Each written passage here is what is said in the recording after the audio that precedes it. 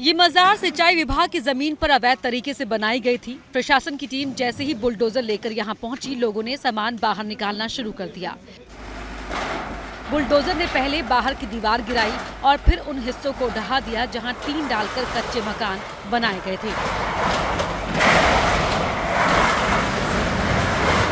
इस दौरान भारी पुलिस बल भी तैनात रहा।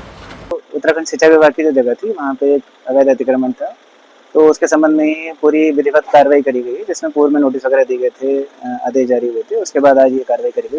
अब तक हरिद्वार में 10 से ज्यादा अवैध धार्मिक स्थल तोड़े जा चुके हैं और कई अवैध धार्मिक स्थलों पर कार्रवाई बाकी है।